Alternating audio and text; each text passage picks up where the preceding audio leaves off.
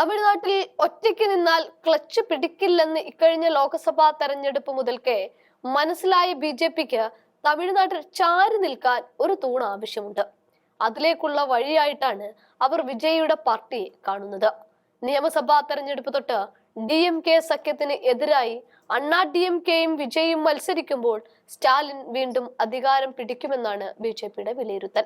അണ്ണാ DMK ഒഴിവായിപ്പോയ സഖ്യം തമിഴക വെട്രിക്കഴകത്തെ ഒപ്പം ചേർക്കുന്നതോടെ തിരികെ പിടിക്കാമെന്നാണ് കെ അണ്ണാമലയുടെ കണക്കുകൂട്ടൽ. അതിനാൽ തന്നെ സമീപ ദിവസങ്ങളിൽ വിജയ്ക്ക് പ്രതികൂലമായ പ്രസ്താവനകൾ ബി.ജെ.പി മനഃപൂർവ്വം ഒഴിവാക്കി വിടുകയാണ്. എന്നാൽ അതേസമയം നടൻ വിജയ്ക്ക് തമിഴ്നാട് സർക്കാർ സുരക്ഷ നൽകാത്തതിനെ വിമർശിച്ച് ബി.ജെ.പി രംഗത്തെത്തുകയും ചെയ്യുന്നുണ്ട്. വിജയ്ക്ക് Y കാറ്റഗറി സുരക്ഷ അനുവദിച്ചത് ആഭ്യന്തര മന്ത്രാലയമാണ് എന്നും തമിഴ്നാട് സർക്കാർ എന്തുകൊണ്ട് അതിന് തയ്യാറായില്ല എന്നും ബി.ജെ.പി സംസ്ഥാന അധ്യക്ഷൻ കെ അണ്ണാമലൈ ചോദിക്കുന്നുണ്ട്. ഇന്റലിജൻസ് ബ്യൂറോയുടെ സുരക്ഷാ വിലയിരുത്തലിന് ശേഷമാണ് ആഭ്യന്തര മന്ത്രാലയം വിജയ്ക്ക് സുരക്ഷ അനുവദിച്ചത്. വിജയ് പങ്കെടുക്കുന്ന ഏതൊരു വേദിയിലും വൻ ജനക്കൂട്ടം എത്തുന്നുണ്ട്. വിജയുടെ ജീവന് ഭീഷണിയുണ്ടെന്ന് ഒട്ടേറെ ഏജൻസികളും സൂചന നൽകിയിരുന്നു. ഇതൊക്കെ പരിഗണിച്ചുകൊണ്ടാണ് ആഭ്യന്തര മന്ത്രാലയത്തിന്റെ നടപടി എന്നാണ് തമിഴ്നാട് ബി.ജെ.പി പറയുന്നത്.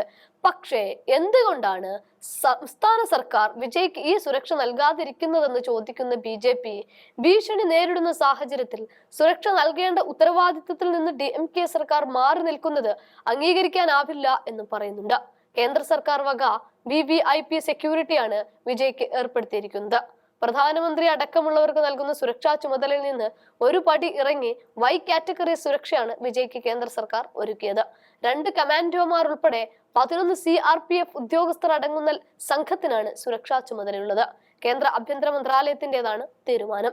വിജയുടെ വർദ്ധിച്ചു വരുന്ന രാഷ്ട്രീയ പ്രാധാന്യം അടിസ്ഥാനമാക്കിയാണ് Y കാറ്റഗറി സുരക്ഷ നൽകുന്നത് എന്നാണ് ബി.ജെ.പി സർക്കാരിന്റെ ന്യായം. കേന്ദ്ര ആഭ്യന്തര മന്ത്രാലയം ഔദ്യോഗികമായി ഈ സുരക്ഷാ ക്രമീകരണത്തിനായി ഉത്തരവ് പുറപ്പെടുവിച്ചിട്ടുമുണ്ട്. സംസ്ഥാനത്തിനുള്ളിൽ 8 മുതൽ 11 വരെ CRPF ഉദ്യോഗസ്ഥരുടെയും സായുധ ഗാർഡുകളുടെയും ഒരു സംഘം വിജയ്ക്ക് സംരക്ഷണം നൽകുമെന്നും ഉറപ്പാക്കുന്നുണ്ട്. അതിനിടെ വിജയുടെ ചെന്നൈയിൽ നടക്കാനിരിക്കുന്ന റോഡ് ഷോയിൽ അദ്ദേഹത്തെ തല്ലണമെന്ന് നിർദ്ദേശിച്ചുകൊണ്ട് ചിലർ അടുത്തിടെ എക്സിൽ പോസ്റ്റും പങ്കുവച്ചിരുന്നു. തുടർന്നാണ് സുരക്ഷ വർദ്ധിപ്പിച്ചതെന്നും പറയുന്നുണ്ട്.